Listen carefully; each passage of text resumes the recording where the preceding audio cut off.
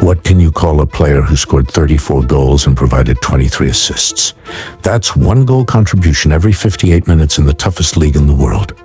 And yet, he is currently ranked only 4th in the Ballon d'Or rankings. Why is it that when it comes to Mohamed Salah, his achievements often go unappreciated? Salah joined the Premier League at the age of 25, and since then, in just 8 years, he has become the 5th highest goal scorer in the league's history, and the 10th in assists. If he maintains this performance for one more season, he could rise to 3rd in goal scoring and 5th in assists. The only player who has ever combined both feats is Wayne Rooney, and he needed nearly twice the number of games Salah has played to achieve it. So, what's the issue with Salah? Many people don't enjoy watching him play. In fact, some actively dislike it. Some even go so far as to prefer players like Eden Hazard or even Alexis Sanchez over him, even though those players never came close to Salah's consistency or numbers, because he doesn't dribble gracefully and appears too robotic. This discussion has spiraled out of control. Salah is dismissed simply because he doesn't seek drama or display excessive emotion. And that brings us to another point. For many fans, Salah is just boring. All of this seems to stem from his lack of public relations and marketing, or whatever you want to call it. It's rare to find a star of his caliber who stays out of the spotlight the way Mohamed Salah does. But let's pause for a moment and talk about the Ballon d'Or. Salah has won 9 titles with Liverpool since joining the club, and yet the most he has received from UEFA was just 1 appearance in the Team of the Year. As for FIFA, they gave him the undeserved Puskás Award as if it was some symbolic compensation for all the previous snubs. And the Ballon d'Or? Nothing. No win, not even serious contention. So why is that? It's not just about Salah, it's about the general shift in how football fans perceive statistics. After a decade of dominance by Ronaldo and Messi, numbers no longer impress the way they used to.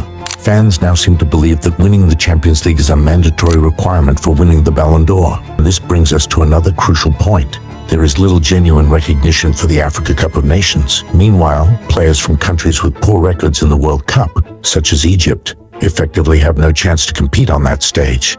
With the growing importance of major tournaments like the World Cup and Champions League and the criteria for individual awards, does this mean that every couple of years, Salah is excluded from the Ballon d'Or race, even though, in truth, his impact on football in his country far exceeds that of any player he's competing against for the award? Salah emerged seemingly out of nowhere, at a time when Egyptian football was on the brink of collapse. The domestic league had been suspended for 2 full years, and yet he carved his path through the chaos, rising to become the last strong link between Egyptians and the sport. He succeeded in taking them to the final of the Africa Cup of Nations and then on to the World Cup. And despite being injured, he played and scored Egypt's first open-play goal at a World Cup since 1934. Salah's Ballon d'Or rankings don't realistically reflect his performance in any given season, not even close. A large part of this chaos began because Salah set the bar incredibly high from his very first season. We must remember that Salah wasn't even a player Jurgen Klopp personally requested. Klopp had actually wanted to sign Julian Brandt. And on the day Liverpool announced Salah's signing for what was then a club record fee of £37 million, many saw it as a failed deal. But after scoring 6 goals and providing 1 assist in his first 12 matches, people started to reconsider. Then he exploded, recording 51 goal contributions in the next 39 matches. He won the Premier League Golden Boot, was named PFA Player of the Year, and led Liverpool to their first Champions League final in 11 seasons, scoring against every team they faced along the way. Everything seemed perfectly set up for him to win the Ballon d'Or. Until that injury early in the Champions League final. He left the pitch early. Watching from the sidelines as Loris Karius shattered Liverpool's hopes with his errors.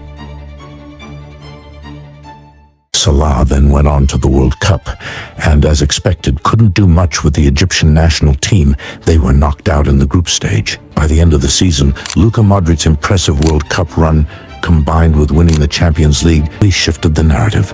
In the following season, amid accusations of being a one-season wonder, Salah adjusted his playing style. He reduced his dribbling, and that's when the robotic label started to stick. Even though he continued scoring at an impressive rate, a relative drop in his speed and dribbling made him seem less exciting in the eyes of some. Still, he kept scoring and performing at a high level, making it impossible to call him a one-season wonder. He won the Golden Boot for the second time, led Liverpool to a second consecutive Champions League final, and opened the scoring in that final, guiding Liverpool to victory and becoming a European champion. Later, Salah won the UEFA Super Cup and the FIFA Club World Cup, where he was named player of the tournament. But after a disappointing summer with the Egyptian national team, Sadio Mane came forward and was crowned African Player of the Year. And yet, as always, Salah responded to the criticism the only way he knows how, by delivering on the pitch, making all the doubters look foolish.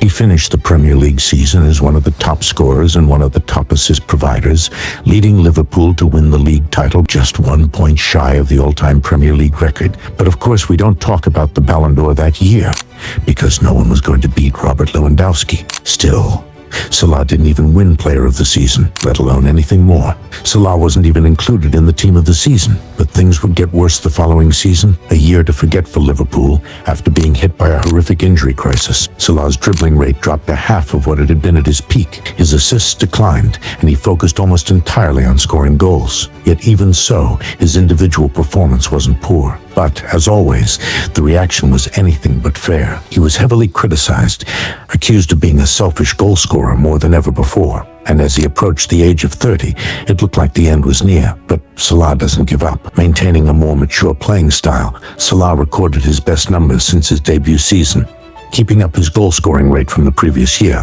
while at the same time raising his playmaking level, reaching 31 goal contributions in just 23 matches by mid-December. That performance led Jurgen Klopp to openly declare him the best player in the world. At that point, Salah finished 7th in the Ballon d'Or rankings and was on course for a historic quadruple. After Liverpool won the Carabao Cup in February, they reached the FA Cup final and closed the gap to Manchester City to just 1 point with 8 matches remaining. They also reached the Champions League final thanks to Salah's 8 goals and 2 assists in 11 starts. But then everything collapsed. Even though they won the FA Cup and remained just 1 point behind in the league title race, all that remained was the Champions League final against Real Madrid. Cross is dangerous, Salah! Smart save. He's found some space, and he's found the post via the hand of Courtois. His shoulder hit into Vinicius. From him. Salah looking for an equaliser. Finding the hands of Courtois again. Dotted beyond the far post, and here comes Salah! And somehow an improvised save by Courtois. He's found Firmino. Salah! It's come for Soccz, it's run away from him. Despite completely dominating Real Madrid, firing 24 shots to just 4, somehow Madrid managed to win the match. By the end of that season, Mohamed Salah had become only the 4th player in Premier League history to finish as both top scorer and top assist provider in the same campaign. But the real issue wasn't just that he walked away with no major individual or team honors despite such numbers. Earlier that year, after all his efforts to bring Egypt back to the top of African football, Salah had led his country to the Africa Cup of Nations final, only to lose on penalties to Senegal, led by Sadio Mane. Just 2 months later, they met Senegal again in a World Cup playoff, and once more lost on penalties, which meant that when the time came to vote for the African Player of the Year, even though Salah had contributed twice as many goals as Mane, those 2 penalty shootouts were enough to deny him the award. At the same time, Mane had transferred to Bayern Munich, where he spent long periods struggling and sitting on the bench. Still, Salah was the one being diminished, as if everything he did was never enough to put him ahead.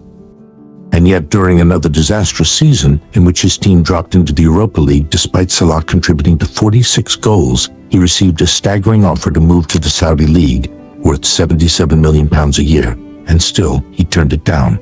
Then Jurgen Klopp announced he would leave at the end of the season. Around the same time, questions suddenly began to arise about Salah's place in the starting liesse after being sidelined for 2 months due to injury. It felt like even Klopp himself was beginning to make the same mistakes so many others had made, underestimating Salah. Then came the inevitable rumors that new manager Arne Slot should start thinking about replacing him. Salah's response? Immediate. 15 goal contributions in his first 13 matches of the new season, but what seemed to truly push him to the edge was being completely snubbed for the Ballon d'Or shortlist. Despite having some of the best stats in all of Europe, only Harry Kane and Kylian Mbappe had more total goals and assists. Salah's name was nowhere to be found. He became the first player in Premier League history to reach 10 goals and 10 assists before Christmas, and he didn't stop there, scoring in 8 consecutive matches. Salah, at an age when many stars begin fading, was still writing his own chapter in football history and showed no signs of writing the final sentence. By the end of February, Mohamed Salah had 54 goal contributions, involved in 62% of Liverpool's goals, the second highest goal involvement rate in Premier League history.